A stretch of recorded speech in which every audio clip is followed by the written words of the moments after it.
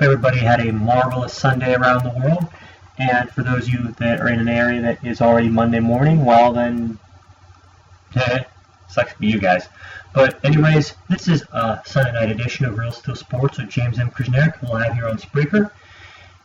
And Sunday night in Melbourne, we were treated to one of the more spectacular upsets and bizarre finals we've seen in Grand Slam tennis history. And would feature number 8 seed from Switzerland, Stanislas Wawrinka, upsetting top seed and 13-time Grand Slam champion Rafael Nadal 6-3, 6-2, 3-6, 6-3 to claim his first Grand Slam singles title. I watched the whole match from start to finish, not in the morning, but at 5 o'clock was on the replay on the Tennis Channel. Number one, Martina Navratilova as a match commentator is absolutely horrible. Great player she was, she can't commentate for shit. And Bill McAtee's boring. Justin Gimelstob provides a great insight, though. I love to watch it with Brad Gilbert and Pat McEnroe. The ESPN crew is awesome. But I can say that for this Australian Open, we were treated to a bunch of really good matches, and it kind of was anticlimactic with this final. Nadal being injured and Wawrinka taking home the gold easily. I mean, that match was more one-sided than 4 sets. Like, that match, for 3 sets, Wawrinka was just beating the shit out of him. How Nadal summoned enough strength to win that 3rd set and take it to a 4th, I have no idea. But there was no way after that there was going to ever get any closer than that. Personally, in my opinion, I was not a big Nadal fan until I watched it, listened to it at the microphone after the game, like when they did the trophies, after the match, I should say. And got a chance to hear him speak on his back injury and all that, but he didn't make any real excuses for it. Yeah, he was hurt, but he gave Wawrinka full credit. And he had so much emotion how bad he felt.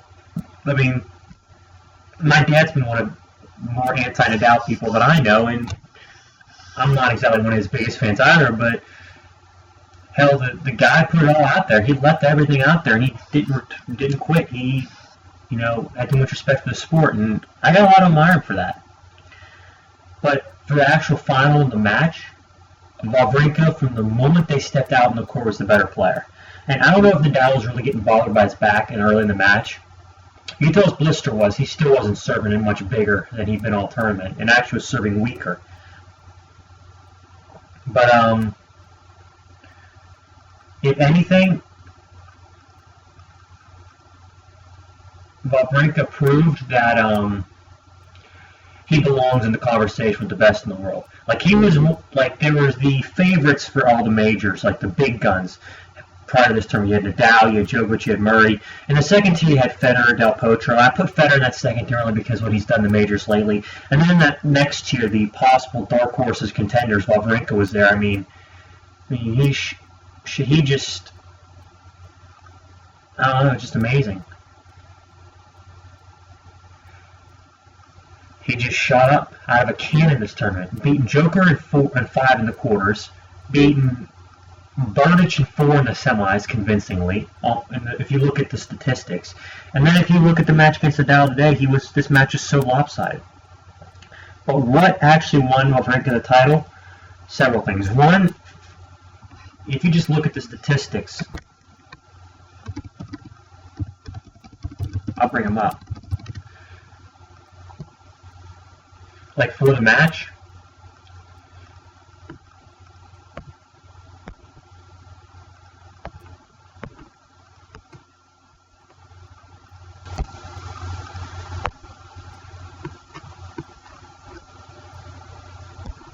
I mean, the statistics even showed how one-sided it was.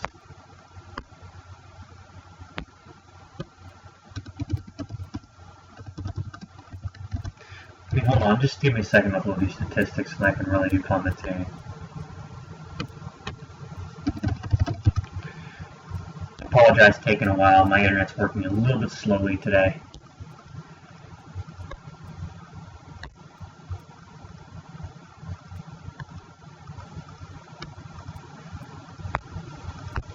But Wawrinka was just so aggressive in this match and really paid dividends. For Nadal to hit 19 winners in a Grand Slam match, that's sometimes you'll get that from him because he won't hit as many winners, and he'll play, a style where he more or less sits back. But a minus 13 winner to error count, 19 to 32, that's not something you really expect from him. You expect an error count. If he's hitting 19 winners, he'll only be making 20 unforced errors at the most. I mean, his serve speed for the match was, completely, was like not even there. His serve was like really not even there. I mean, for the match, Nadal is averaging 162 kilometers an hour on his first serve, which is an average of 100 miles an hour. That's really low for Nadal, really low, even for him. And he doesn't usually break 120, and he was hitting it that low. So I wonder why Wawrinka had so many opportunities. I mean, the difference, if you look at three statistics that really proved this match, it was aces, first serve points won, and winners. Wawrinka hit 19 aces in this match, 18 more than Nadal, and he was just so keen on the big points and hitting that big serve and really keeping Nadal on his heels and making sure he didn't get a chance to get in the rallies. I mean, even when Nadal was injured, he was able to rip off some good shots. Wawrinka really kept that total of good shots hit to a minimum, with the way he was able to control the tempo of the serve. With his first serve percentage was low, it was 55%, but when you win as many points as you do on your first serve, you win that majority, which is 87% compared to 60% for Nadal, you're going to be in a lot of matches. 87% first serve points won, that's pretty high in today's game.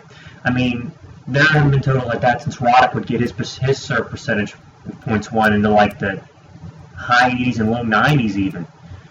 But Wawrinka, who's shorter, big serve, very fluid motion, has hit over 80 aces this tournament, deserved this title because of how well he served.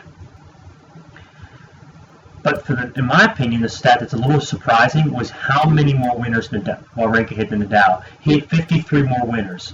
To put that in perspective, if he'd hit 4 more through the course of this match, he would have had 3 times as many as Nadal. 3 times as many winners almost. And yes, he had 17 more enforced errors, but he was +4 in his differential. And that kind of showed a lot because normally in big matches, players in their first Grand Slam final, they kind of tend to fold. They kind of, don't play as well. They're iffy. They're in and out more or less. And he showed up and he played. He'd been playing big all tournament long. I mean, as soon as he stepped foot in Melbourne, he was playing. He was playing some damn good ball. I mean, it was a benefit of 2 walkovers in the first.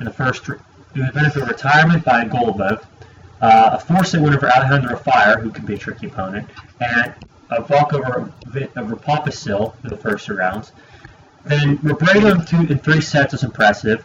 Djokovic, the one in the quarterfinals, that in my opinion really sowed the seeds of confidence that he really felt like.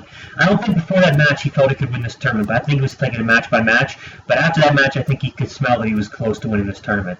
And then Berdych in 4 sets, 3 tiebreaks, and then Nadal in the final just steamrolled him through 3 of the 4 sets. And right now, Wawrinka is currently up to number 3 in the world. With the win, he has increased his ranking to number 3 in the ATP chart. The top 10 currently reads like this. At 10 through 1 is Tsonga, then Gasquet, and then Federer, who drops 2 spots to 8th. 7th is Berdych. 6th is Murray. 5th, Ferrer. 4, Del Potro. 3, Wawrinka. 2, Djokovic, and 1, Nadal. Other notable movers from this tournament were Floyd Meyer drops 8 spots, number 29. Batista, who upset Del Potro, jumps 10 spots to 52. Gavashvili jumps 16 spots, number 63. And Stefan Robert, who made the 4th round, jumps 41 spots, number 78. But back to this match and how it broke down. Is that once Wawrinka got in the final, I think he played with nothing to lose. And the reason why is this. If he goes out there and hits a shitload of unforced errors, 99% of the people that didn't watch the match are going to look at this score and say, ran out of gas, had a great run, but Nadal's just too good. And how bad is that to have on your resume? Is you got beat by Nadal in a Grand Slam final. 13 other people had previously. I know some people more than others, but still. And that was not a knock against Federer, just making a point that some people have lost to him more times than others. But Wawrinka came out, and other than serve well, what he did in the match was he really hit his forehand. Like, the way he was controlling points with his forehand, not letting Nadal get any kind of comfort zone during the points, and just keep him moving was just incredible.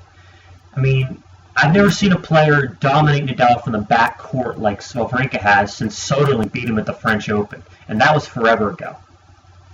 I wish Soderling was back, but anyways, to give Nadal more credit where it's due is that to come into the match, his blister didn't bother him. It's not even blister anymore. It's just broken skin. It's red. It's circular. It's just big and irritating as hell. And I got to give him credit for playing through that. I know I could if it was on my right hand. I don't use my left hand because I'm having a one-handed backhand. But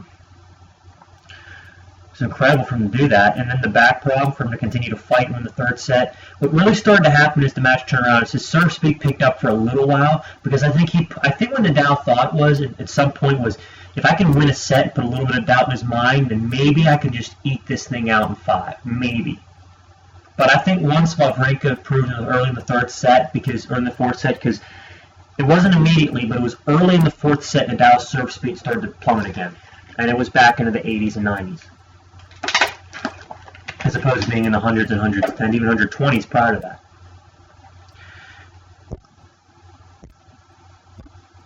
Because if anything,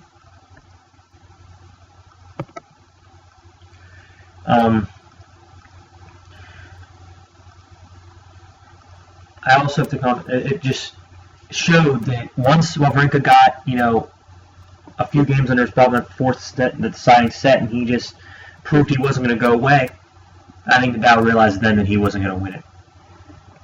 And that's when he started to really get emotional. But the other thing I'd like to point out from this match is that Wawrinka hit his one-handed backhand so well against Nadal. And I think Federer should take notes, because he should notice what Wawrinka did as opposed to Federer, because in the past, Federer's one-handed backhand has literally become Nadal's bitch. And I hate to say it, but it has been. Except the 2008 Wimbledon final on match point, but that's a different story. Look that up, because that was a great shot. But if anything, he was able to step in, really hit his backhand, and keep Nadal uncomfortable. It wasn't a weakness, it was a strength. I mean, his forehand was the deciding ground stroke, because it's been improved so much, it's gotten infinitely better since he, started moving up the rankings again, but his backhand is what helped him in this match, because it was so solid, it was rock solid. Nadal couldn't break it down, which he usually does to players with one-handed backhands. If anything, going forward from this match, I don't think Nadal's back's going to be serious. He's got the blister, and that should go with about a week and a half, 2 weeks. That shouldn't stay too long. I mean, he's just got to stay fit, but he can't just keep beating on his body playing tennis. He's got to do something. He's got to play soccer or something to keep himself going, but also not wreck his hand. And, if anything for Wawrinka, this match should give him a load of confidence, because he beat the top 2 players in the world, the 2 most dominant players over the last 3 ATP seasons, Nadal and Djokovic, in impressive fashion, convincing against Nadal and just legendarily against Djokovic, and then beating Berdych, who's been a contender and been a Grand Slam finalist not too long ago in four sets of 3 tiebreaks, impressive. And to move number 3 in the rankings now, yeah, there's going to be more pressure on him, but he'll handle it. I think he'll handle it fine. If he can handle beating Novak in 5 and Rafa in 4 on the way to a Grand Slam title, and then Berdych in 4 on top of that, he's fine. I don't think he's just going to win a slam and go away like some other guys did. Like Gaudio won his major. Yeah, he was good the next year, but he kind of went away after a while. I mean, I don't think he's going to be a one-slam wonder. I don't. Anybody with that kind of power and the kind of versatility he's got, I mean, he's got more raw power than Federer. And it was shown in the last 3 matches he played. Because the last few years, Berdych, Djokovic, and Nadal were guys that had given Federer problems and just beat on him like crazy with their big forehands and big backhands. Wawrinka that didn't seem to faze him much. And if anything,